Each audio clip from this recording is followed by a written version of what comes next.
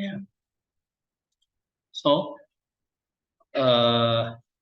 kalau kita bisa stillness, seperti kata Tuhan Yesus ya, masuklah ke dalam kamarmu, tutuplah pintu, lalulah berdoalah kepada Bapa.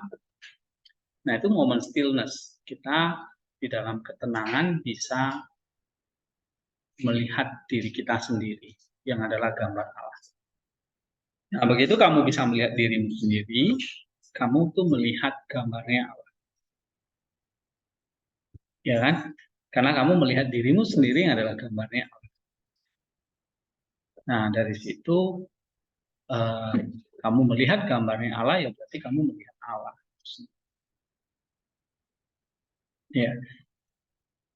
Maka doa yang paling sulit itu nanti di dalam Desert Fathers ini adalah doa stillness ini, doa batin ini. Karena untuk mencapai air yang tenang itu, kita butuh waktu, butuh proses, butuh menghadapi tantangan, ya, dan banyak gangguan. Nah, ketika seorang Aba, dia bisa tinggal di dalam sel, dalam jangka waktu yang lama, nah sel itu menyelamatkan dia. Ya, jadi ada seorang Aba ditanya, Aba bagaimana saya memperoleh keselamatan? Dia katakan, tinggal di dalam selmu, dan selmu yang akan mengajarkan tentang keselamatan. Ya, jadi keselamatan nggak diajarin di kelas seperti ini, tapi di dalam doa. Ya, satu kali Aba appointment nggak salah ya. Aba bagaimana saya bisa diselamatkan? Jadi pertanyaan, bagaimana saya bisa diselamatkan? Oh, bagaimana saya bisa menyatu dengan Allah? Atau apa yang harus saya lakukan ketika saya ingin diselamatkan? Itu pertanyaan-pertanyaan yang sering ditanyakan oleh murid-murid kepada abahnya atau kepada Yesus Kristus. Nah, salah satu jawabannya adalah, kalau kamu ingin diselamatkan, jauhi orang-orang. Nah, itu artinya apa? Kamu harus bisa stillness. Ya. Nah, itu atau Hezekiah. Oke. Nah, ini momen melihat Allah.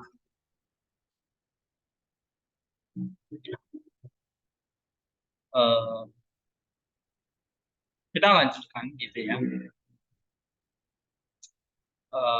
Nanti kalian akan baca yang ini ya.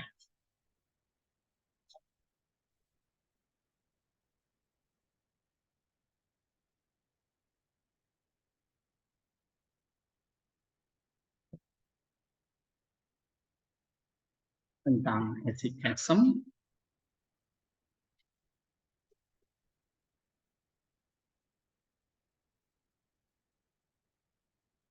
Ada yang sudah ini ya. Iya. Every effort should be made to pursue Hezekiah.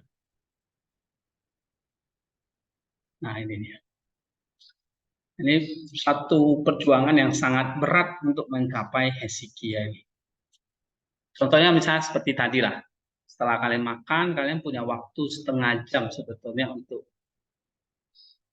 hesychasm. Ya.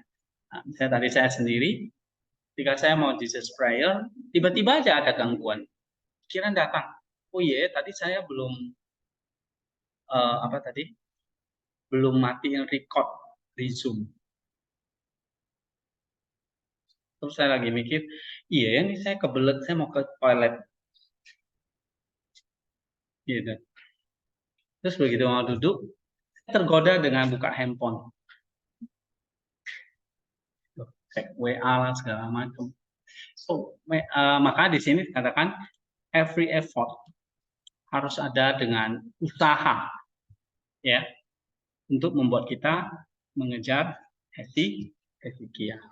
Jadi kalau saya ngomong Hezekiah, stillness, itu maksudnya sama ya. Atau doa batin itu sama. Jadi ada istilah-istilah yang kalian jangan salah nangkap ya, atau tidak tahu, nggak paham. Nah, misalnya coba tadi ceritakan siapa yang bisa benar-benar 15 menit itu benar-benar duduk, tidak ngapa-ngapain, tidak berbicara satu kata pun. Ada? 15 menit, 10 menit, 5 menit. Coba. Nofri berapa menit? 5 menit. Oke. Benar-benar bisa stillness ya. That's good. Tingkatkan lagi. Siapa lagi? Kan tadi saya bilang habis makan 15 menit pertama kalian bisa doa atau tidur. 15 menit kedua, kenapa saya suruh tidur supaya nggak ngantuk nanti setengah duanya. Ya kan? Karena tidur siang itu 15 menit itu habis itu pasti fresh. Saya juga sering tidur di kantor gitu ya. Kira-kira 15, bahkan kadang lebih. Nah, habis itu melek lagi gitu. Tapi kalau dipaksa nggak tidur, ngantuk terus. Ngopi nggak mempan. Atau siapa di sini yang tidur tadi 15 menit? Bro. Ya. Oke. Saya tadi sempat tidur. Nih, tidur. Berapa? 15 menit. Terus siapa lagi yang tidur? Hah? Kalau tidur kayaknya gampang deh ya. Ya. Karena stillness berapa menit? Hah? Oh, 14 menit. Oke. Gimana waktu kamu tadi 14 menit? Banyak gangguan, Pak. Banyak gangguan. Misalnya apa? Hah? Jadi tadi aku dengar apa? Oh. Terus kamu mikirin apa? Atau doa apa? Nah, salah satu yang bisa membuat konsentrasi memang kalau di mungkin kamu lihat di Abah Novel itu ada, mereka ada pegang tali doa nggak? Ya, nah tali doa itu salah satu yang bisa bikin kita konsentrasi. Ya, itu seperti kalau di Islam itu berzikir. Nah, itu sebetulnya juga tradisi Kristen, doa dengan tali doa itu ya, atau komukini namanya. Ya. Nah, itu bisa menolong kita. So, tadi Jesus prayer ya. Siapa lagi yang tadi Jesus prayer? Saya tadi dengar malah ribut-ribut yang ada. Nah, coba ya. Nah, nanti jam 3 kita break 15 menit, semua cari tempat untuk Jesus prayer. Ya, soalnya memang kita harus mengusahakan effort to pursue Hezekiah. Ya, mungkin di sini Abah Antonius coba baca. Novri. Ini saya ambil dari buku ini ya.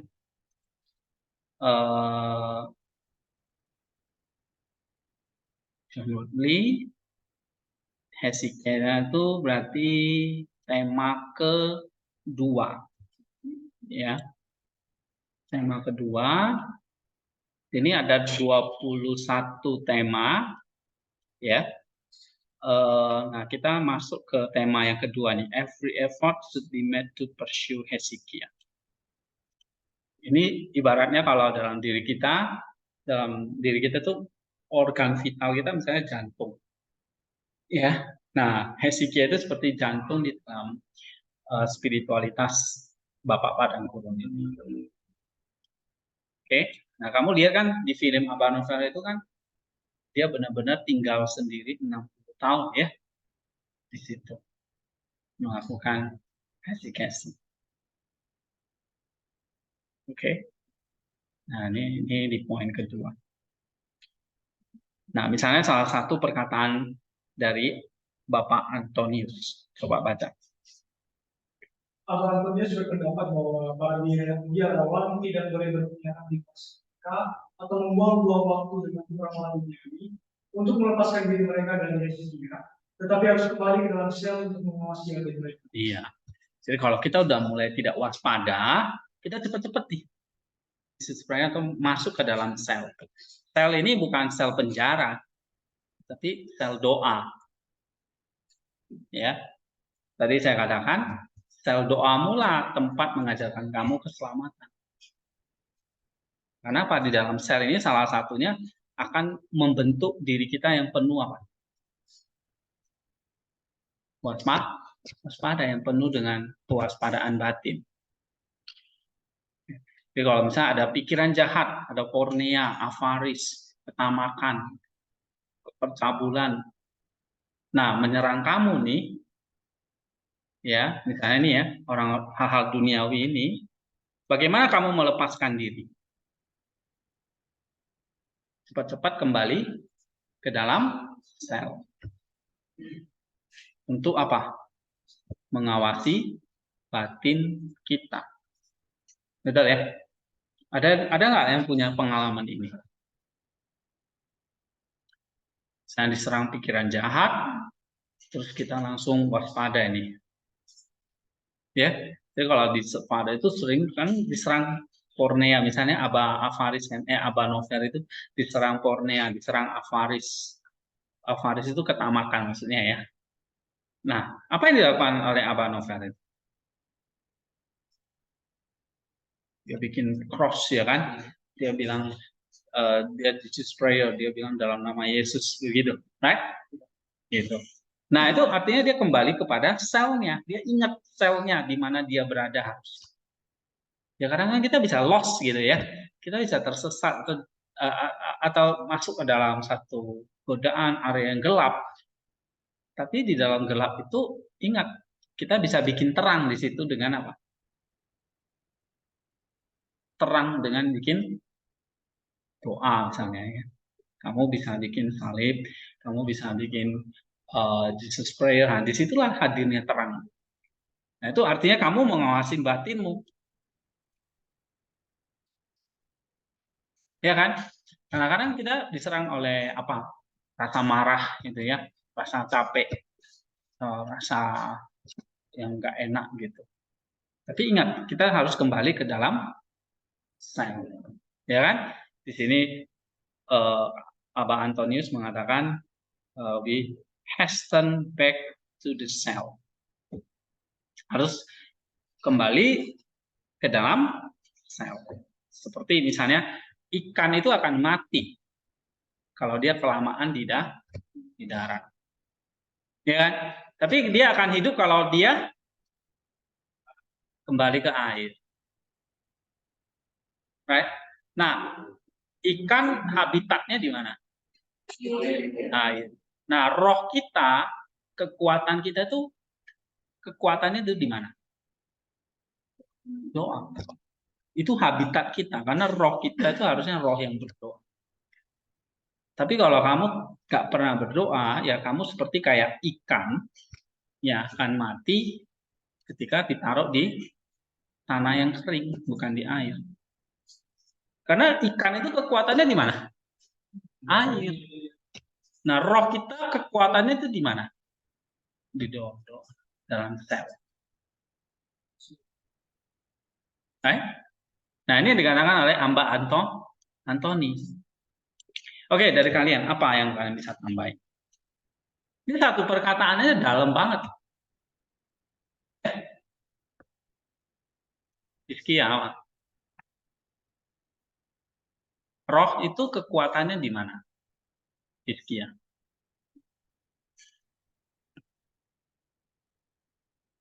Habitatnya harusnya di mana? Di air atau di tanah? Nah, rohmu itu kekuatannya di mana? Di air atau di tanah?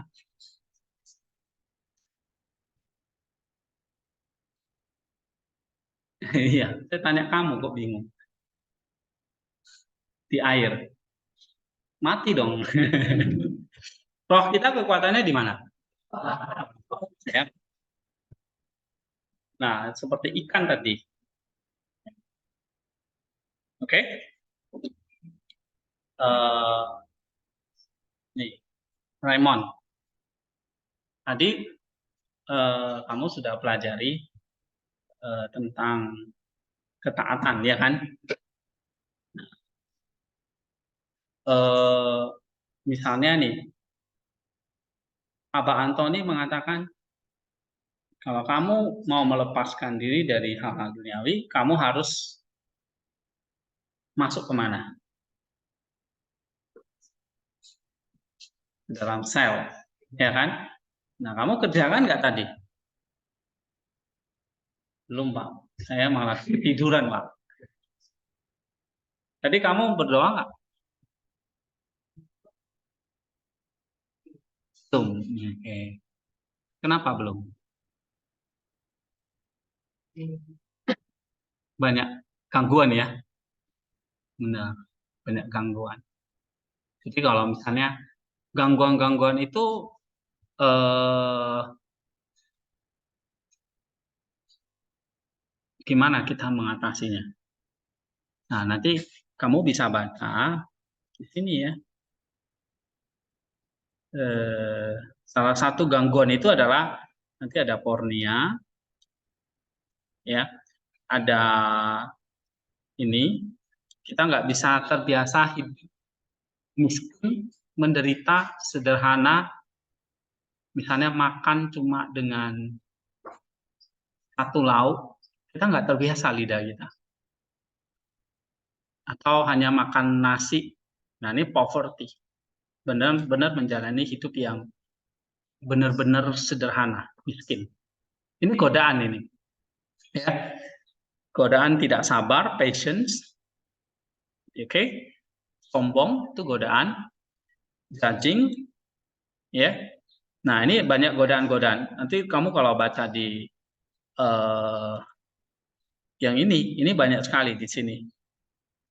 Salah satunya misalnya avaris, ketamakan, masih memikirkan keenakan tubuh, misalnya tidur, ya. Salah satu abah mengatakan kalau kamu tidur lebih dari 1 jam dalam sehari, kamu tidak cocok jadi seorang petapa. Oh, saya baca begitu. Tidur nggak boleh lebih dari 1 jam. Oh my God, ya keras ya. Nah, tapi dia ada jelasin nanti. Oke. Nah, jadi ada banyak godaan-godaan ya. Misalnya salah satunya apa, Rem? Ini kita bicara yang real aja ya. That's real karena apa yang mereka hadapi ya kita juga hadapi ya sama-sama ini ya. Mereka juga manusia biasa sebetulnya. Oke, apa kira-kira tadi gangguan? Kamu nggak bisa masuk ke dalam sel.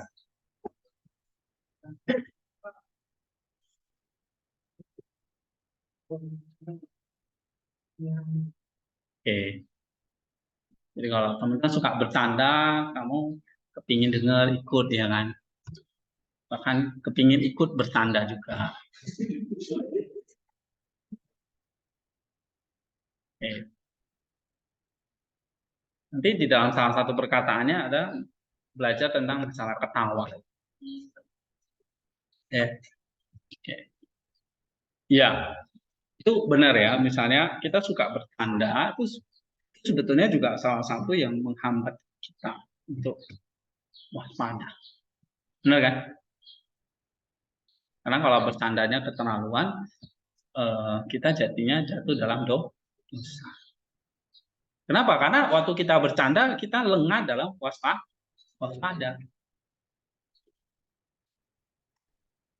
Right?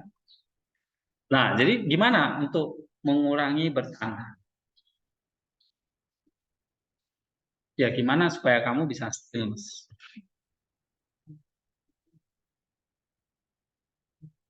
Di tempat yang lebih hening. Masuk ke dalam sel.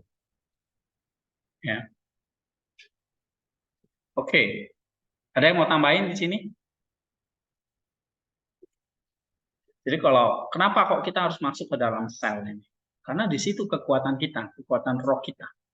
Kata Abah Antoni, kayak ikan tadi. Kalau kamu taruh di darat, dia mati. Sama kalau rohmu kamu taruh bukan taruh di dalam sel, mati rohmu. Ya. Jadi sel ini adalah kekuatan dari roh kita. Ya. Yang kedua, coba Jimmy baca. Dia yang tinggal di badan tubuh, ya, hanya memiliki satu pertempuran yang harus hati. Jadi Mbak Antoni mengatakan dia yang tinggal di padang gurun Hezekia, padang gurun hening ini, Hezekia itu kan hening ya. Maka ada satu pertempuran yang harus diperjuangkan apa? Memenangkan hatimu. Oke, apa artinya ini? Walaupun kamu nggak bisa masuk ke dalam sel ini, tapi kamu nggak bisa memenangkan hatimu, menjaga hatimu, percuma. Ya, gitu. Misalnya lah, contoh kan kita sering ya, kita udah duduk mau doa nih, tapi pikiran kita kemana-mana gitu loh. Hatimu nggak fokus gitu. Maka kamu kalah dalam pertempuran. Oke, nah tadi yang misalnya yang 14 menit, 15 menit doa. Kita berjuang nggak untuk supaya bisa fokus? Nah, berjuang ya? Gitu.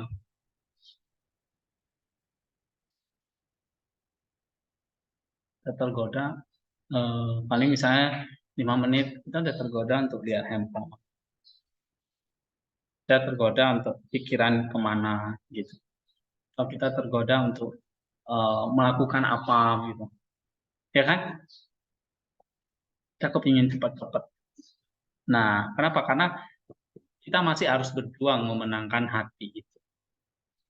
Jadi walaupun kamu bisa masuk ke dalam sel, itu belum selesai pertempuran. Ada satu pertempuran yang kamu mesti menangkan, yaitu hatimu.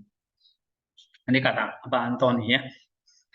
Nah, ini ada tanda misalnya di sini ya. Waktu kamu baca nanti Antoni 11, itu artinya ini artinya kode dari, kan tadi ada 3 koleksi ya, sistematik, alfabet, sama anonim. Nah, kalau ada Antoni 11, ini artinya alfabet, koleksi alfabet, Antoni yang nomor 11. Misalnya kamu lihat yang alfabet ini kan di Benedicta Ward ya, bukunya yang ini. Ya, dan nomor 1 ini Anthony the Great. Oke, halaman 1. Kamu lihat di sini.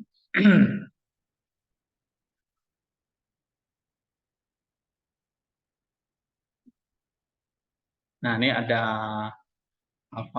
Anthony the Great. Ini ada kisah hidupnya. Kemudian nomor 11. Ini ada 1. Bentar ya.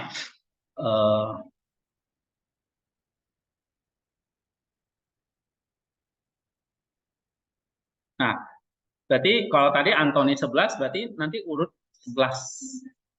Ya, itu. Oke, kita kembali ke ini. Oke, satu lagi ya sebelum kita masuk ke pengantar. Yang ketiga, coba baca. Siapa ini? Lisman. Arsenius siapa? Ya, Abah Arsenius. Abah Arsenius berdoa kepada Allah dan untuk diselamatkan makanya harus hidup. Iya. Tadi saya sudah mengajarkan ya. Salah satunya tadi bukan poemen ya. Arsenius mengatakan, Bapak bagaimana aku diselamatkan? Lalu ada satu suara yang datang kepada dia mengatakan, Arsenius, jauhi orang-orang. maka kamu akan diselamatkan. Nah, ini Arsenius 1 ya. Oke, jadi kalau kamu mau diselamatkan, kamu harus menyendiri. Nah, artinya apa ini? Menyendiri di sini. Yaitu tadi, kamu bisa masuk ke dalam sel, kamu bisa stillness, berdoa, mengawasi batin, ya kan? Memenangkan hatimu, menjaga batinmu. Yang keempat, misalnya apa? Coba baca. Arsenius diperintahkan, ya, Wisma. Diri, berdiam diri dan menjaga keheningan karena semua itu adalah akar dari ketidakberdosaan. Iya. Maksudnya akar dari kekudusan, ketidakberdosaan itu apa? Solitary life itu. Ya, solitary life. Seperti apa? Melarikan diri, berdiam diri, menjaga keheningan. Take flight, keep silent, and maintain hesychia. Nah, di situ akar dari ketidakberdosaan. Ya, menarik ya. Oke, nah dari sini misalnya kita bagaimana kita mengaplikasikannya. Dalam 4 kutipan ya, semua tentang hesychia. Jadi untuk mencapai hesychia itu kita dikatakan apa? Flee from people. Ya kan? Menjauh dari orang-orang. Kayak tadi Raymond tidak diselamatkan dia itu. Karena dia masuk dalam kumpulan pencemooh. Ya kan? Kumpulan orang-orang suka bercanda, gosip, hahaha gitu ya. Nah, kata Arsenius, kamu nggak diselamatkan, Raymond. Sorry ya. Oke, karena tadi kamu mau berdoa nih ya, mau ibaratnya kalau kamu berdoa itu kan berarti kamu ngapain? Menarik diri dari mereka kan, dari teman-teman kamu yang iya, yang bertanda itu, ya pencemooh lah, kata Mazmur ya kan. Nah, berarti kamu harus bisa apa? Melarikan diri. Terus apa? Kamu melarikan diri ya harus berdiam diri. Jangan melarikan diri ke pencemooh yang lain gitu. Ya kan? Berdiam diri. Habis itu menjaga keheningan, memenangkan hati. Nah, maka kamu nggak akan ikut dalam dosanya mereka. Nah, jadi ini cara kita melawan dosa. Ya, jangan kamu ikut nimbrung. Awalnya ikut nimbrung, coba-coba. Habis itu kamu ketagihan. Habis itu kamu nggak bisa lepas dan terjerat. Nah, kamu ditawan oleh dosa, kata Rasul Paulus. Ya, nah, maka kita harus bisa melarikan diri. Ini melarikan diri dalam pengertian bukan kamu melarikan diri karena kamu mencuri terus kamu sembunyi melarikan diri gitu, bukan dalam pengertian itu ya. Oke, nomor 5, coba cariku. Markus melarikan diri dari hambaan sendiri supaya dia tidak dapat bersama dengan Allah.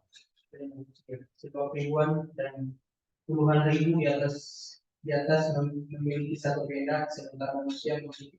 Nah, kenapa kita harus menjauh dari orang-orang?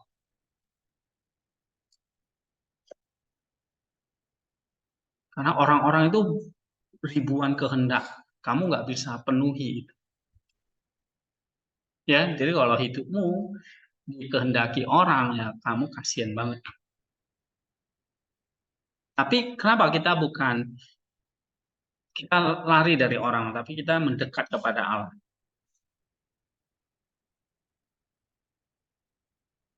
Nah, karena yang di atas itu malaikat dan Allah itu dan orang kudus itu ribuan kan jumlahnya.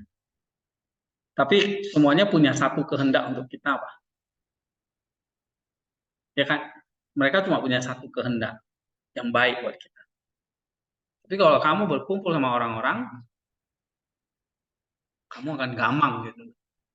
Right? Gitu.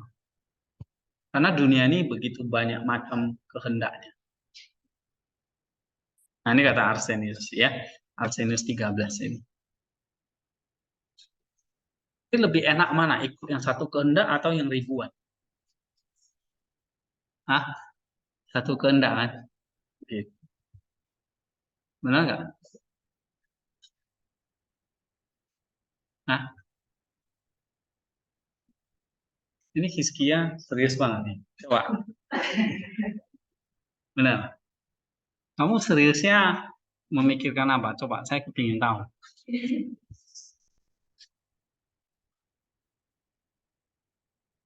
Karena kamu mau mengikuti yang satu kehendak atau yang ribuan kehendak.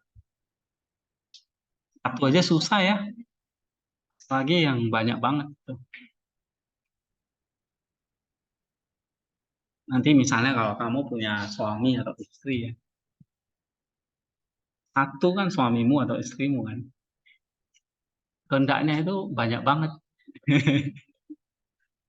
Ya, oke. Ya, nah,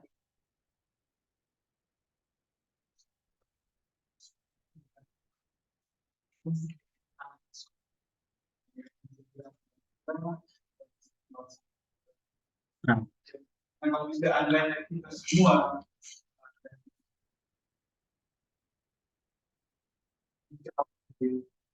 Iya ya. Mereka kan tidak melakukan apa yang dikatakan dulu.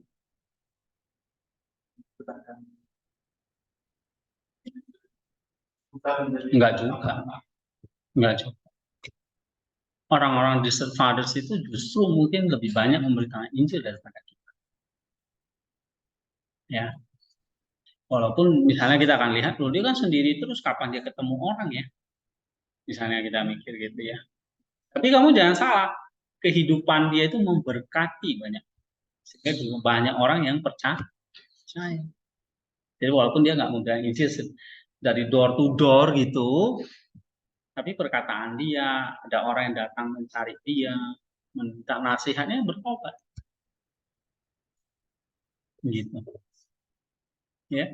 Dan bahkan dia mendoakan kan jiwa-jiwa orang dan Tuhan mendengarkan. Jadi sebenarnya dia melakukan penginjilan kalau dia mendoakan. Ya toh, gak usah khawatir kita nggak bisa menginjili kalau kita menginjil ya. Di mana saja kita bisa. Ya. Dan di mana saja Tuhan bisa memakai itu. Asalnya tadi kita punya hati untuk jiwa-jiwa. Ya. Sampai sekarang ya kamu baca ini kamu diberkati. Nah, itu kan menguatkan kamu di dalam Tuhan. Oh iya benar. Right? Oke. Nah, jadi ini beberapa perkataan tentang hesychasm. Ya. Sekarang saya akan ngajarnya lompat sana lompat sini ya, seperti di Fathers ini, nggak terlalu sistematis ya. Saya harap kalian juga bisa mengikuti. Nah, sekarang kita lihat ini. Mungkin nanti kita masuk Adam dan Sarah. Nanti tiba-tiba saya bisa melompat ke tentang doa lah atau tentang apa ya, terserah saya deh ya. Jadi kalian bisa ikuti. Nah, latar belakang sejarah dulu. Karena kita harus masuk di sini dulu. Jadi introduksinya tadi saya udah kasih film contoh-contohnya ya, perkataan-perkataannya dan sebagainya. Ini sebenarnya ini saya buka ini yang harus kita baca sebetulnya ini. Banyak banget ya. Oke, di satu-satu kita selesaikan. Nah, latar belakang sejarah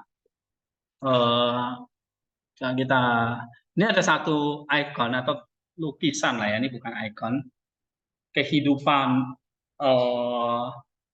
apa ya? Kehidupan para bapak padang gurun di Tibet. ya, karena di situ memang jadi basis kumpulnya banyak petapa-petapa padang gurun pada abad keempat, abad kelima. Nah, ini ada satu lukisan yang menceritakan kehidupan mereka, ya, di sini. Ada monastrinya, ada yang bertapa sendiri, ada yang berkelompok begitu. Nah, nanti kita lihat latar belakang sejarahnya kayak gimana sih kok bisa muncul ya bapak-bapak padang gurun. Dan dari situlah nanti muncul perkataan-perkataan mereka. Nah, ini yang kita pelajari sekarang. Nah, perkataan mereka itu bukan didapat dari kelas-kelas ikut profesor siapa atau dosen siapa begitu. Tapi pengalaman hidup mereka sendiri. Ya. Nah, ini yang menarik. Perkataan mereka tidak sistematis. Kita lah yang bikin sistematis. Misalnya kayak John Wesley dan para sarjana itu yang bikin sistematis. Ya. Tapi perkataan-perkataan mereka tuh ya tentang apa saja, tentang daily life, Pak. Nanti kan muridnya bertanya nih, gimana aku diselamatkan, gimana aku bisa berdoa, gimana aku menghadapi godaan, ya, gimana aku tadi ya seperti tadi kayak kalian bertanya sama saya, kalau hidupnya dia gimana aku mau memberitakan Injil. Nah, itu pertanyaan-pertanyaan yang sering ditanyakan. Oke, gimana aku belajar rendah hati, gimana aku belajar mengampuni dan sebagainya. Nah, itu semua ada di dalam Disciple Fathers, ya. Oke, kita buat sejarahnya dulu. Coba baca Kristo.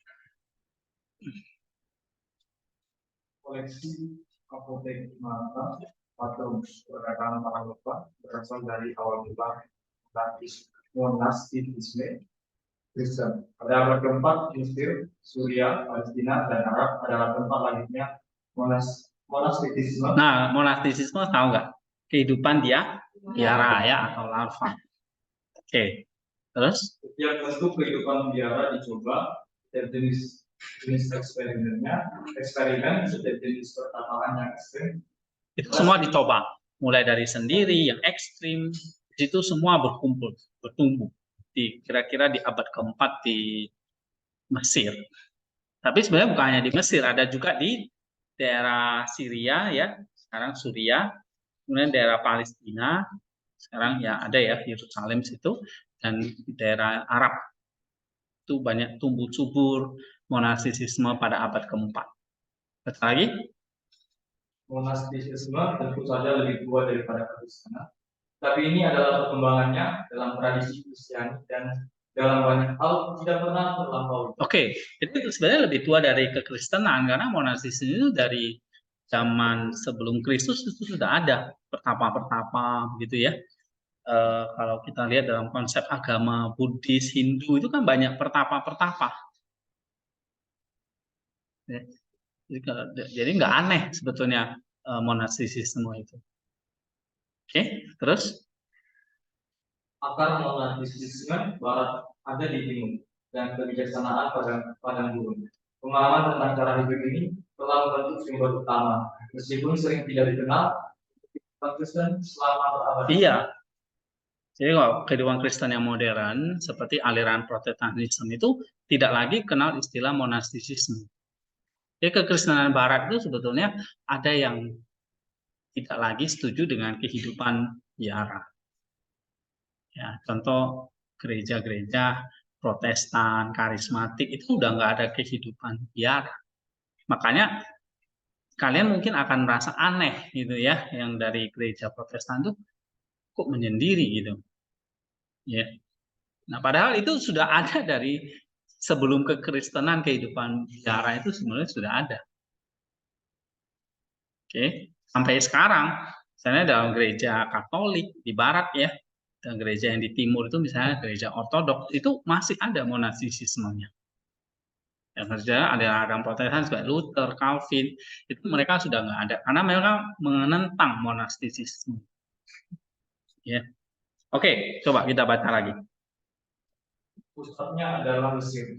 Pada tahun 400 Masehi, Mesir adalah negeri para pertapa dan biarawan. Ada 3 jenis eksperimen biara yang utama di sana, yang secara kasar berhubungan dengan ide lokasi geografis. Oke, Jadi ada pertapa, itu tadi kayak Abba Novel itu pertapa karena dia sendiri. Itu anchoret namanya, pertapa. Atau seorang asketis ya. Tapi kalau biarawan ya tadi yang berkumpul di biara. Ya, yang hidup bersama-sama dengan teman-temannya atau sahabat-sahabatnya. Itu biarawan. Jadi bedakan antara pertapa dengan biarawan. Ya. Nah, ada 3 lokasi geografis ya yang menjadi pusat eksperimen atau pertumbuhan biara di sana. Ada Mesir bagian bawah, nanti kalian lihat di sini ada Mesir bagian bawah di sini. Ini wilayah Mesir ya, ini daerah Mesir. Ini daerah sini ya. Ini nanti di sini ada Yerusalem, yang daerah sini ya. Nah, ini Mesir bawah, daerah sini. Oke, coba baca. Mesir bawah, kehidupan pertapa. Nah, di Mesir bawah banyak kehidupan pertapa. Oke, coba baca lagi. Prototipe kehidupan pertapa adalah Saint Antonius Agung, seorang koptik dan seorang awam. Dia tidak berpendidikan, anak dari petani kaya. Suatu hari di gereja ia mendengar perkataan Yesus. Pergilah, jualah segala yang kamu miliki dan berikanlah itu kepada orang miskin. Kemudian datanglah dan ikutlah aku. Sebagai sebuah perintah yang ditujukan kepada dirinya sendiri. Dia menarik diri dari masyarakat pada tahun 269 dan kemudian dia pergi lebih jauh dan lebih jauh lagi ke dalam kesendirian di padang gurun. Antonius meninggal pada tahun 356 pada usia 105 tahun dan ia masih dianggap sebagai bapak para biarawan. Dia memiliki banyak murid dan banyak teladan, dan dari Antonius dan tradisi inilah banyak perkataan para bapak. Nah, jadi mulai-mulainya itu dari kehidupan Antonius yang terinspirasi oleh perkataan Yesus itu sama seorang pemuda yang kaya itu. Bagaimana aku memperoleh kerajaan surga? Yesus bilang, jualah segala kamu miliki dan berikan itu kepada orang miskin. Dan dia benar-benar melakukannya secara literal gitu. Ya, dia dari seorang anak petani yang kaya, dia jual semuanya yang menjadi warisan dia. Dia punya satu adik perempuan. Nah, itu warisan adik perempuannya itu dia berikan kepada adiknya. Kemudian adiknya itu dirawat oleh biarawan juga ya, biarawati itu di sana, tapi dia pergi bertapa. Nah, dari situ Tuhan kasih dia banyak mujizat, hikmah dan sebagainya. Akhirnya banyak murid yang ikut dia gitu. Nah, dari situ banyak murid-muridnya berkumpullah menjadi sebuah biara. Dari situ awalnya. Ya. Kehidupan di Mesir bawah tuh mulai dari Antonius Agung. Kemudian yang kedua, Mesir Hulu. Ini dekat sungai ya. Coba baca. Mesir Hulu, monastisisme, koenobitik di bagian Mesir yang tidak terlalu terpencil. Pemutusan hubungan radikal dengan masyarakat mengambil bentuk yang berbeda. Di Tabenisi, di Thebai, Saint Pachomius pada tahun 290 sampai 347 menjadi pencipta monastisme yang terorganisir.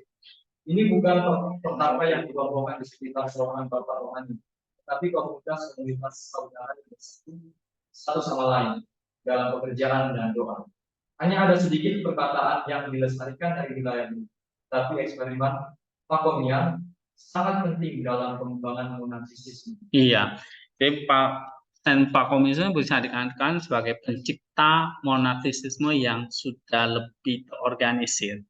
Jadi ada aturan-aturannya, misalnya tiap pagi mestinya harus bangun jam berapa, terus ada doa jam berapa, seperti di sinilah.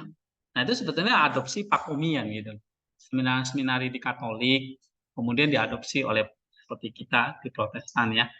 Nah, itu niru-niru mirip-mirip seperti Pachomian, terorganisir. Ya. Kerjanya apa? Bekerja dan berdoa. Nah, sekarang kita ada belajar, studi, ya. bikin paper itu udah lebih modern. Zaman dulu ya nggak ada, bikin jurnal nggak ada, ya, bikin paper nggak ada. Tapi mereka kerja dan berdoa, kerja dan berdoa. Misalnya kerjanya apa? Merajut, ya, bikin keranjang, nanam, bercocok tanam dan sebagainya untuk mengisi waktu-waktu yang ada. Lalu mereka juga ada jam-jam doanya. Itu pakomian ya. Ada banyak bukunya. Sebenarnya banyak sekali aturan-aturannya yang ketat, ada aturan puasanya, aturan doa dan sebagainya. Ya. Nah, itu dibanyakan di Mesir bagian hulu, ya. Nah, kalau kita perhatikan di sini di buku ini ya. Nah, ini daerah Mesir bawah, ini daerah Antoni banyak di sini ya. Kemudian dia menyebar banyak muridnya di daerah Nitria, Kelia, Sketis ya. Atau kita coba lihat di buku ini tadi.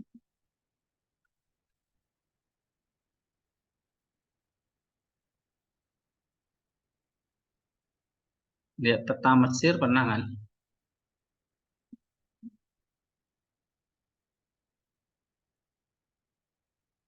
Jangan-jangan kalian belum pernah lihat peta Mesir ini. Hah? Mana ya? Nah, ini dia. Ini kira-kira peta Mesir. Ya, ini daerah Mesir. Nah, ini daerah Antoni itu di sini. Ini banyak pertapa-pertapa di sini. Ya, ini daerah Hulu. Hulu itu banyak monasteri-monasteri yang berdiri ya. Daerah Sungai Nil ini. Sampai di sini kan Sungai Panjang ini. Ya. Nah, Sketis, Nitria ini semua padang gurun di sini. Nah, ini banyak pertapa-pertapa. Oke. Nah, Alexandria ini ibu kotanya.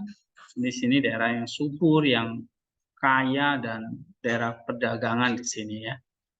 Pusat gerejanya juga di Alexandria ini.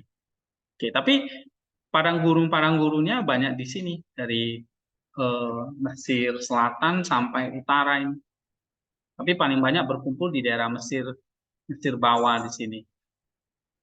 Ya, Lower Egypt di sini banyak sekali. Daerah Sketis, daerah Nitria, Selia. Nanti kalau kalian baca bukunya, ada istilah-istilah Sketis itu istilah tempat. Nama padang gurunnya. Nitria, Selia, Sketis. Oke.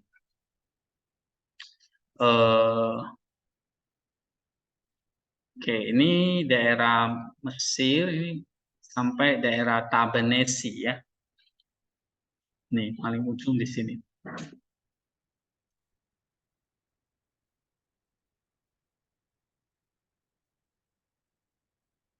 Nah, ini ada daerah Nitria, Sketis. Ini kelompok-kelompok pertapa yang tadi saya bilang. Ya, daerah dekat Lower Egypt di sini. Oke. Coba baca Vivian. Nitria dan Sketis kelompok pertama. Nitria sebelah barat dan Sungai Nil dan Sketis 40 mil di sebelah selatan Nitria. Berkembanglah bentuk ketiga dari kehidupan biara di Elka atau Skete, di mana beberapa biarawan tinggal bersama seringkali sebagai murid dari seorang abad. Nah, ini bedanya apa tadi dengan monasteri? Kalau monasteri itu kan dalam jumlah yang banyak ya.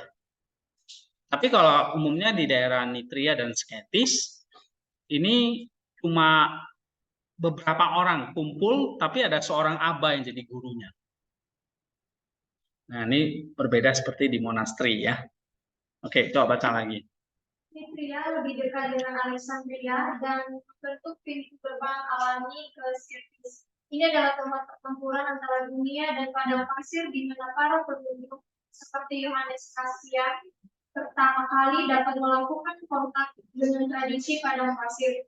Di sini jenis monastisme yang lebih terpelajar dan dipengaruhi oleh Yunani berkembang di sekitar minoritas terpelajar, di antaranya Fabius Confucius, tahun 345 sampai 399 yang paling terkenal. Banyak ucapan yang berasal dari sini dan dikaitkan dengan nama-nama abad besar seperti Musa, Pambo, Abraham, Sisores, Yohanes, Colobos. dan Makarius. Ya, Yohanes Colobos itu Yohanes si pendek ya, si kerdil, hanya pendek gitu. Colobos itu artinya pendek. Nah ini aba-aba yang besar atau bapak padang gurun yang besar itu seperti siapa? Sisores, Makarius, Musa, Pambo, Poimen, Evagrius, itu semua bapak padang gurun yang besar-besar. Yang kutipannya itu masih ada, tulisan-tulisan mereka masih ada, nanti kalian bisa baca di sini. Ya, di kumpulan yang alfabet ataupun yang sistematik. Ya kalau kalian mau bacanya berdasarkan alfabet, misalnya khusus Antoni saja ya, kamu tinggal buka khusus Antonius ya. Tadi ada dikatakan Musa, nanti Moses ya kan. Kamu tinggal buka yang bagian Moses gitu. Oke. Nah, itu di Mesir ya. Jadi Mesir ada 3 kelompok besar, yaitu di daerah Nitria Sketis, daerah sini. Kemudian Mesir bawah itu berarti daerah atas ini, Mesir atas itu daerah sini, ya. Itu biasanya itu adalah Mesir hulu gitu ya. Nah, ini di sini banyak berkumpul Cenobitik di sini, dekat-dekat sini nih semua. Oke. Nah, di sini banyak petapa-petapa yang daerah di sini. Ya. Gampangnya lihat misalnya peta yang ini juga bisa. Yang dari Benedita Watt nanti.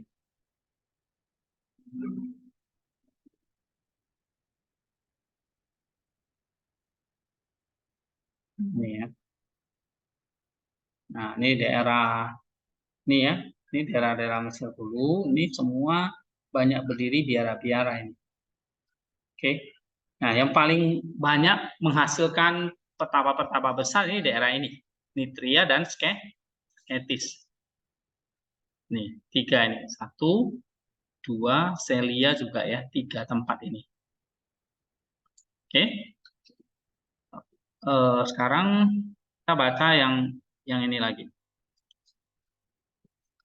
Daerah Suria, baca lagi. Suria, para biarawan Mesir menciptakan etos mereka sendiri. Mereka membuat perpisahan radikal dengan lingkungan mereka dan membentuk kelompok-kelompok baru yang menjadi dasar dari doa dan keterangan asal. Namun di Suria, di daerah sekitar Edessa dan Antioquia, dan terutama di pegunungan Tutabin, gerakan pertapaan mengambil bentuk yang berbeda. Para rahib Suria adalah para individualis yang hebat dan mereka dengan sengaja membebankan pada diri mereka sendiri apa yang paling sulit ditanggung oleh manusia. Mereka berjalan dengan telanjang dan dirantai. Mereka menjalani kehidupan yang tidak tenang, memakan apapun yang mereka temukan di hutan. Mereka memilih untuk hidup di luar batas hutan manusia, dekat dengan binatang, malaikat. Nah, ini satu pertapaan yang lebih ekstrim lagi. Oke, kalau kalian pernah baca misalnya Saint Isaac, Saint Ephraim, itu adalah para petapa dari Syria, ya, John Apamea, Afrahat. Nah, mereka semua petapa-petapa yang berjuang sendiri, menanggung siksaan apapun, ya, panas matahari dan sebagainya, kelaparan, kedinginan, seperti meniru kehidupan Rasul Paulus. Ya, salah satunya yang mereka idolakan itu. Ya. Oke, terus baca lagi. Perwakilan mereka yang paling keras pada abad ke-5 adalah orang Kudus. Stylit. Orang yang hidup dalam waktu yang sangat lama di atas pilar atau. Nah, yang aneh ada juga yang bertapa di atas pilar, menara. Itu cuma berdiri aja di situ. Tidur apa semua di situ. Ada Daniel the Stylit, ya kan, pernah Kak kehidupan Saint itu? Ada beberapa itu ya yang pernah saya bahas di Fathers di Saint itu, ada petapa pilar ya. Salah satu yang terkenal misalnya nih Simeon ya. Coba baca. Orang pertama yang mengadopsi cara hidup ini adalah Simeon Stylit. atau dari bahasa Yunani stilos, pilar, yang hidup selama 40 tahun di atas tiang setinggi 50 kaki di luar Antioquia. Beberapa perkataan para bapak gereja berasal dari sumber ini, dari para petapa seperti Julian Sabah, dan juga dari kaum Styles.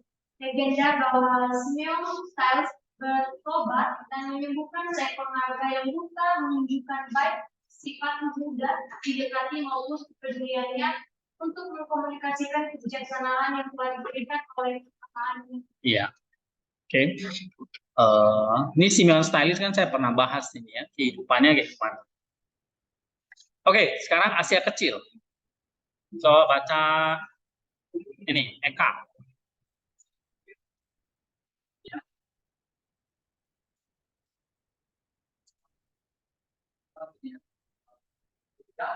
Pokok kuncinya adalah samudra sivilisasi. Sekitar tahun 330 sampai 399. Ia dan para pengikutnya lebih dikenal sebagai tokoh dan penulis daripada sebagai katakan sederhana. Oke, jadi Basilius juga termasuk pernah jalani monastisisme ya. Cuma pada akhirnya dia jadi imam dan dia lebih banyak jadi penulis atau gembala di gereja, Basil Agung. Maka nanti kalau di sini ada masuk perkataan Basil Agung, ya karena dia juga ini ya Basil the Great, walaupun nggak banyak gitu ya yang pernah dicatat. Kemudian Palestina. Palestina, pusat daerah yang besar pada abad ke-5 adalah Palestina, di mana pada gunung Yudea, khususnya di sekitar gunung Gaza, dapat bapak-bapak rohani yang hebat dalam berdiskusi, Barsanupius dan Yohanes, Lorentus, Euthymius, dan Sabas. Banyak dari perkataan yang berasal dari sumber. Ya, Sabas itu ada menerikan sampai sekarang masih ada ya monasteri Saint Sabas di Yerusalem. Oke.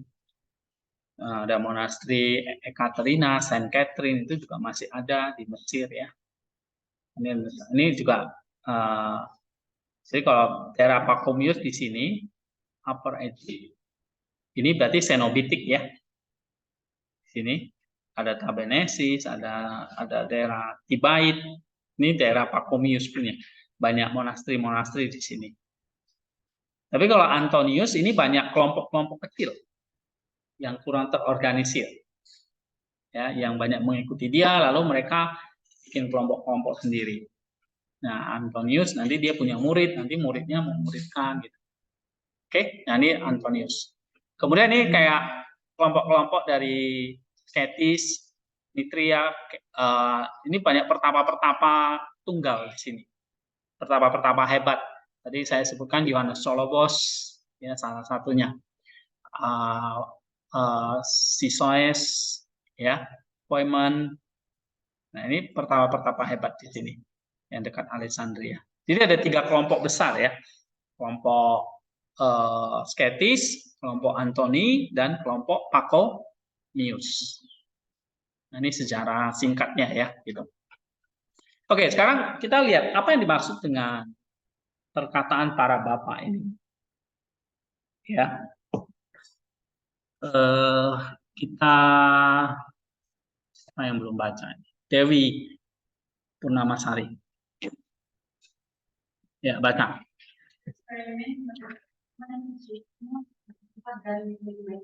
Terutama di Mesir menghasilkan identitas baru yang luar biasa dari atau apotemata patrum. Ya, apotemata patrum. Dekat dengan performaan dari kearifan rakyat.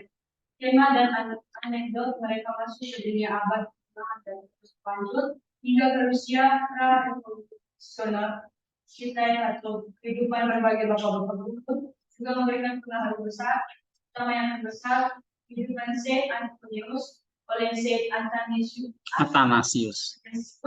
Dalam perkataan para bapak inilah itu lebih dekat dengan kebijaksanaan pada buku seperti yang dipahami di antara para bapak monastik. Salah satu eksponen utama tradisi ini di barat adalah Manis. Iya.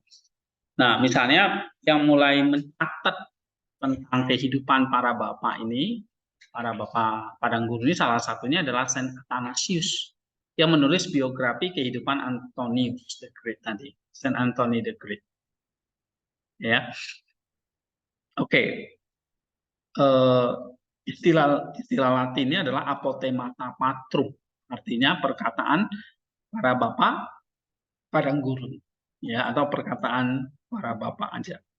Maksudnya bapak padang gurun, ya, disebut patrum atau bapak. Ada banyak sebenarnya kearifan, hikmat, bahkan juga anekdot gitu ya, yang ada di dalam cerita itu. Oke, salah satu selain Athanasius ini juga yang catat ini adalah Yohanes Kasian. Nah, ini yang bawa ke barat. Sehingga ada biara-biara atau monastisme di barat itu diambil dari tradisi Kasian. Kasian mengambilnya dari tradisi Mesir. Jadi di Mesir itulah tradisi monastik Kristen yang paling tua. Yang dimulai dari Anthony the Great itu. Ya. Nah, Kasian pada abad keempat ini 360 sampai 435. Coba baca, pernah? Menurut sebagai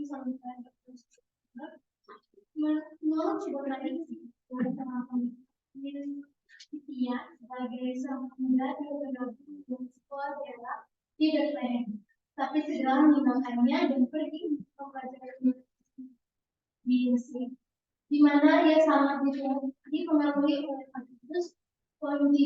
Pontikus. Terlalu kecil ya?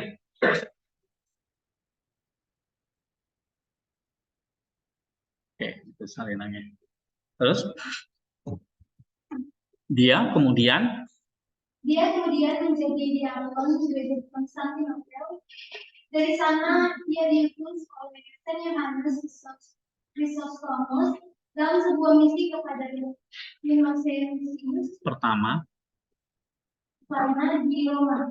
Dia tampaknya tetap tinggal di barat dan sekitar tahun 415 dia mendirikan dua biara di dekat Marseille, sekarang daerah negara Prancis ya.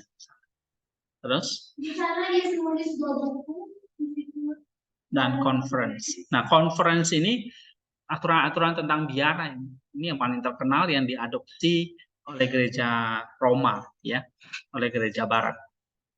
Terus di mana dia mempresentasikan apa yang telah dia pelajari dari para beberapa itu dalam serangkaian khotbah yang ia kaitkan dengan beberapa bapa yang lengkap. Meskipun karya-karya ini mengkristalkan banyak hal yang dia dengar di televisi, ia menyajikannya dengan gaya sendiri dan dengan konsistensi yang merupakan gaya sendiri, bukan gaya mereka.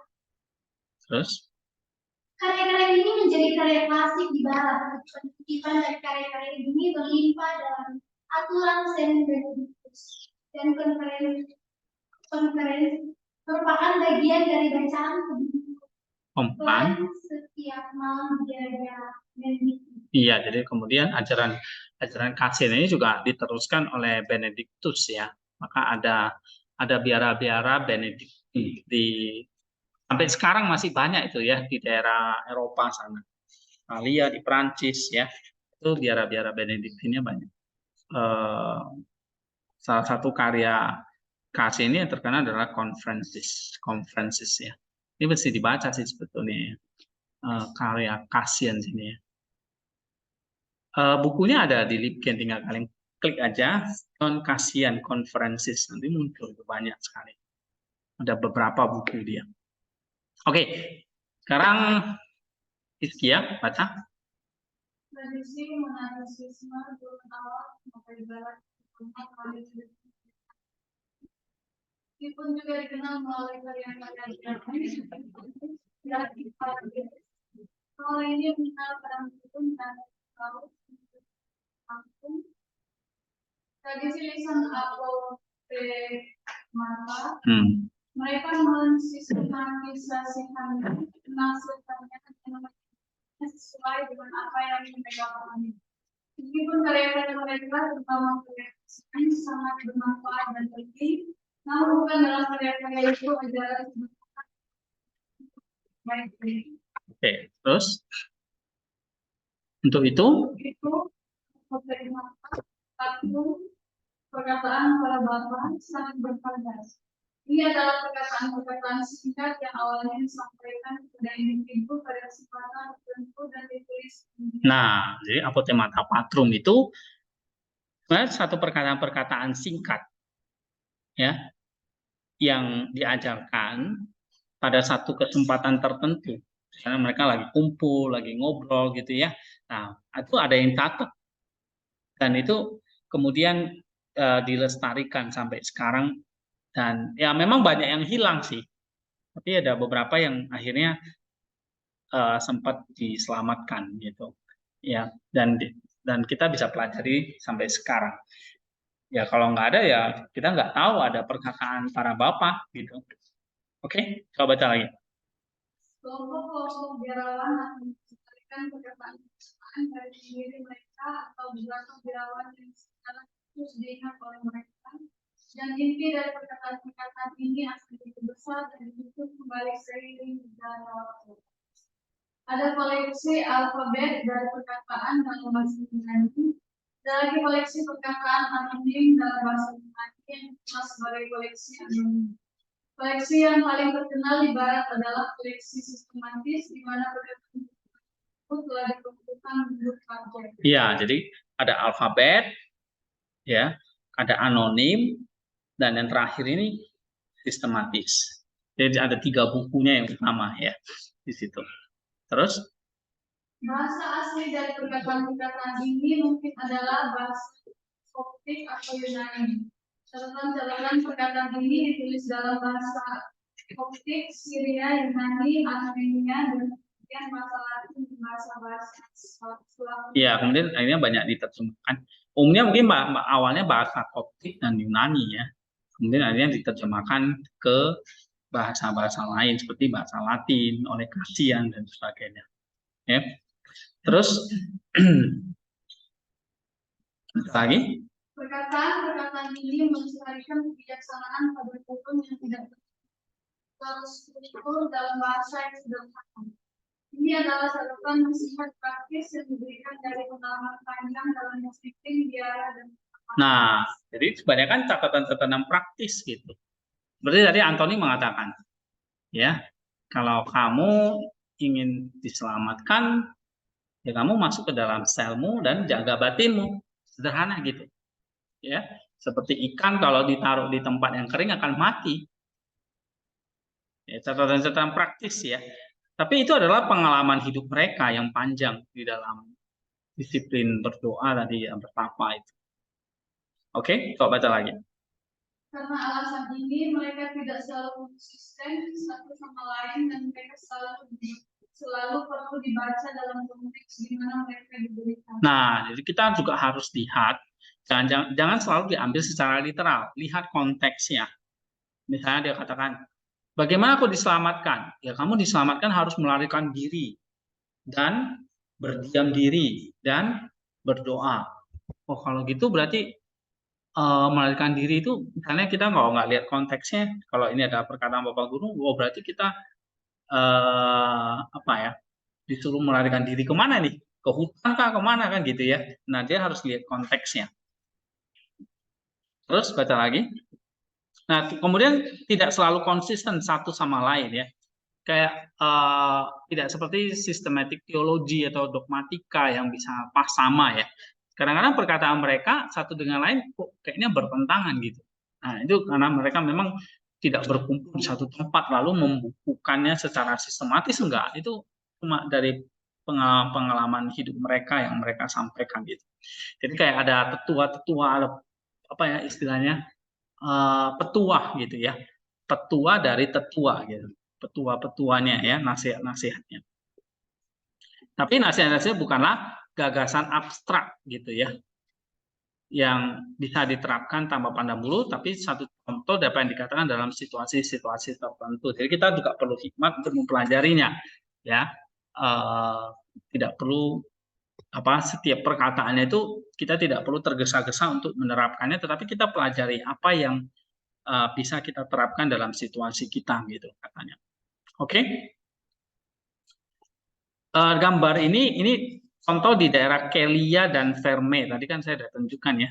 Nah, ini masih ada peninggalan-peninggalan gua-gua mereka. Gitu. Ini di daerah Kelia dan Verme. Ya.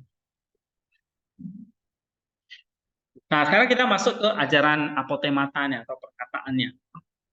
Coba baca lagi. Ya. Inti dari spiritualitas pada gurun adalah tidak diajarkan seperti tentang Tuhan. Itu adalah cara hidup yang utuh.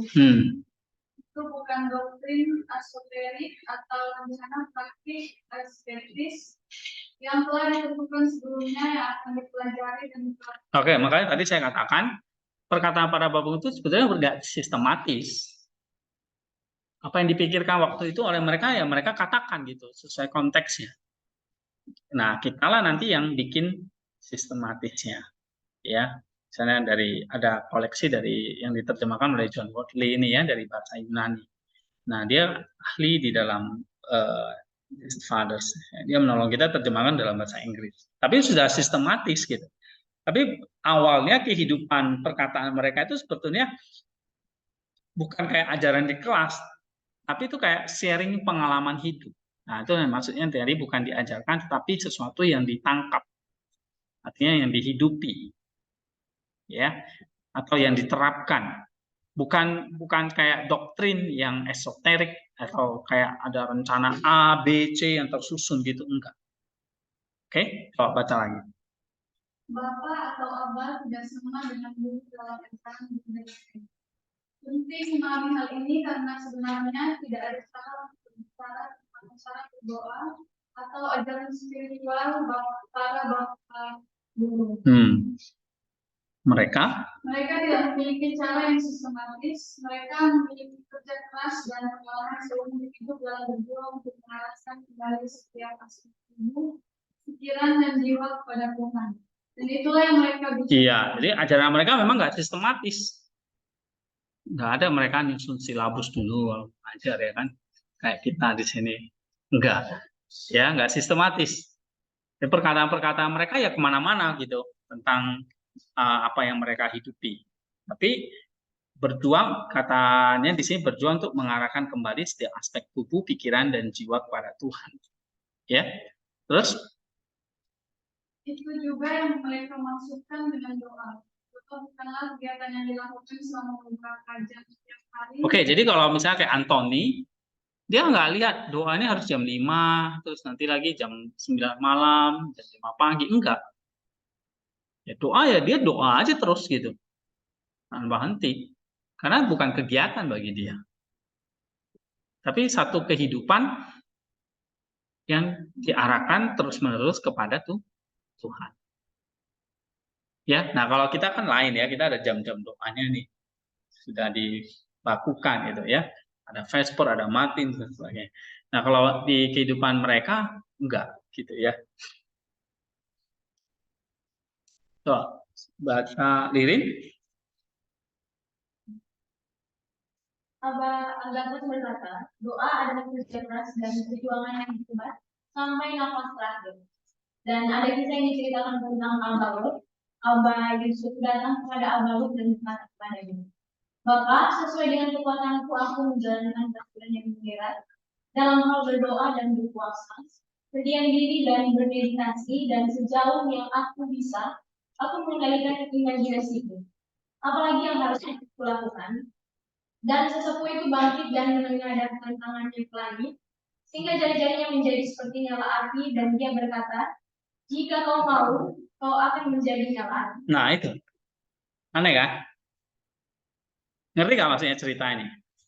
Ini kan cerita tentang doa ya. Doa itu apa sih? Lalu Abah Gaton tuh jawab, doa itu kerja keras, perjuangan hebat, sampai napas terakhir. Ya kan? Nah, lalu ada cerita lagi tentang Abah Lot ini, namanya Lot. Apa yang diajarin di sini? Tentang doa di sini. Abah Yusuf datang pada Abah Lot, dia tanya, Bapak, ya, aku menjalankan peraturan model dalam hal doa, puasa, sudah hesychasm gitu ya. Nah, tapi aku belum bisa nih mengendalikan imajinasi, ya, maksudnya pikiran-pikiran dia. Gimana? Apa yang harus aku lakukan, Abah? Lalu dia tiba-tiba, dia nggak jawab pertanyaan, dia cuma kasih ini, ya, menatangkannya ke langit, jari-jarinya seperti nyala api, ya, oke? Kalau kamu mau, kamu akan menjadi nyala api. Nah, itu artinya apa itu?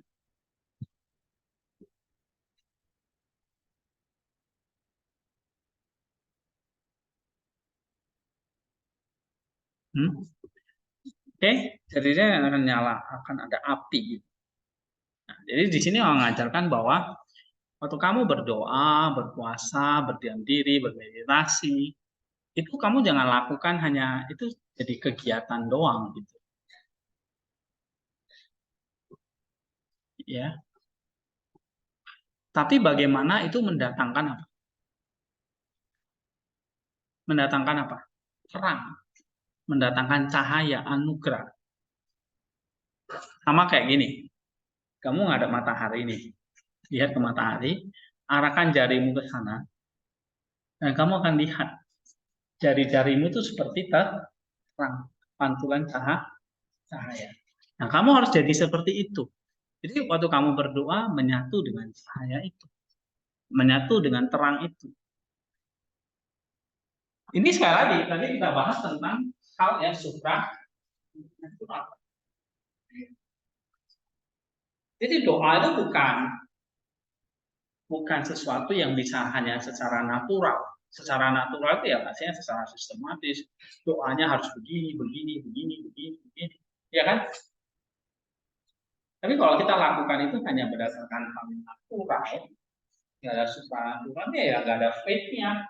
Nggak ada faith-nya ya nggak ada cahayanya gitu. Kan tadi saya bilang, faith kita itu adalah miracle, kan? Sesuatu yang supranatural. Tadi saya bilang, kok kamu bisa percaya pada Yesus yang belum pernah kamu lihat, tapi kamu percaya? It's miracle. Karena kita percaya Allah yang nggak pernah kita lihat, Allah yang mujizat, Allah yang supranatural. Waktu kita berhubungan dengan Dia ya supranatural gitu. Nggak bisa dijelaskan semua dengan akal. Ya bisa diajarkan secara simbolis-simbolis. Contoh tadi, ini lihat tangan, kamu kalau mantul ke cahaya matahari, maka tanganmu bersinar kan? Sama. Kehidupan doamu harus seperti itu. Nah, itu maksudnya diajarkan oleh Abah Lot itu. Paham nggak? Jadi kalau kamu sudah berdoa, sudah Pak. Berapa lama? 1 jam. Apa yang kamu baca? Ini Pak. Mana yang kamu catat? Ini Pak. Terus saya kasih nilai A gitu. Pertanyaannya, apa kamu sudah berdoa? Belum tentu. Jadi, karena kamu hanya melakukan hal-hal yang natural, belum tentu kamu mendapat semangat. Kamu sudah baca asing? Sudah. Sudah petik tugasnya? Sudah. Sudah Jesus prayer? Sudah. Apakah itu kamu sudah berdoa?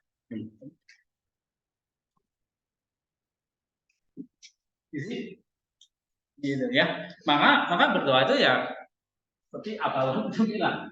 Kalau kamu mau, kamu akan menjadi nyala api.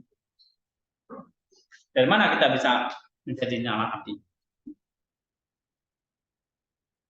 Ya kamu harus nempel dengan terang itu. Terang itu apa? Terang itu natural. Kamu nggak bisa lihat dengan matamu. Dengan mata jasmani kamu nggak bisa lihat, tapi dengan imanmu kamu bisa lihat. Ya, oke. Coba kita baca lagi. Ini yang ngantuk-ngantuk nih, Jessica. Jadi sekarang abang kamu berkata, saya masih dalam sendirian ini yang mana saya dan perjalanan saya ingat makan apa yang apapun yang saya dapatkan dengan tangan saya sendiri atau menunjukkan apapun yang membuat saya minta maka aku pergi pada bagi Abah Arsenius. Ini adalah sebuah aturan untuk seluruh kehidupan, menyendiri, berdiam diri, dan berdamai. Nah, ini lagi sekarat nih, berarti udah mau mati, ya kan? Abah Pambu itu masih berkata gimana?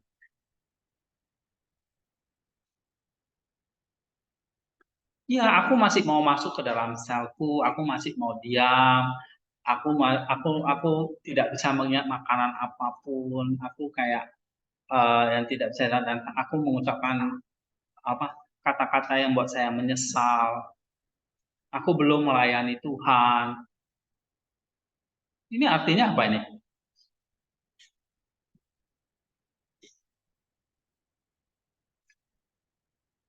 Ya, Arsenius mengatakan ini adalah aturan untuk seluruh kehidupan.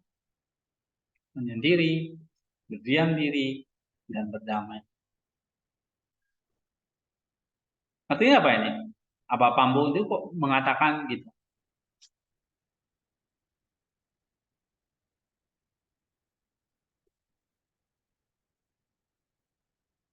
Nah, padahal seorang Pambu itu seorang asketis yang luar biasa, dia seorang petapa hebat, Pambu.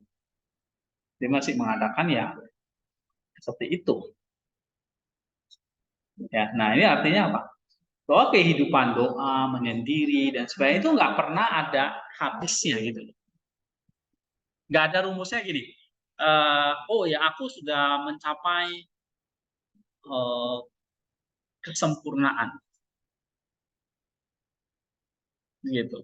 Ya, aku sudah excellent, gitu.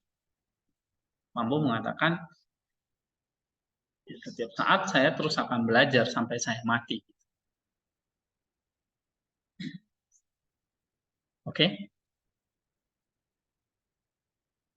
ya. Nah ini banyak yang mulai masuk ke dalam keheningan. Oke, ya benar sih, memang harus hening kita. Ya,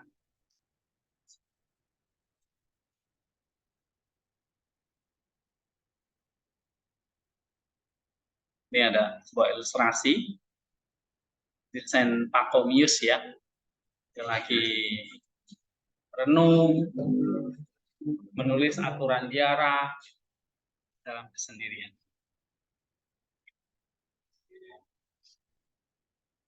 Ya, ada pertanyaan? Kita ada 1 menit untuk break supaya kalian bisa break sebentar. Jadi ngerti ya apa yang dikatakan oleh Pambo ini? Ya, bahwa kehidupan kita ya akan terus menyendiri, itu terus ya. Berdiam diri, aturan untuk seluruh kehidupan. Dan berdamai.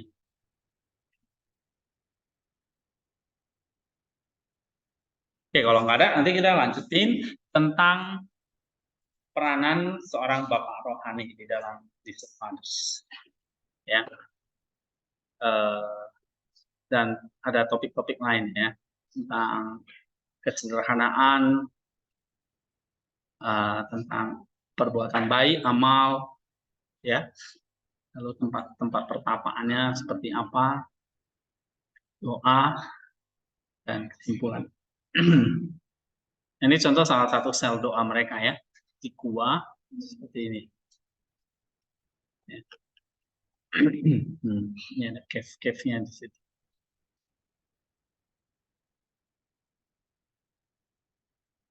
Ini ada ilustrasi banyak Anthony the Great mengalahkan setan, kayak Abba Novel ya.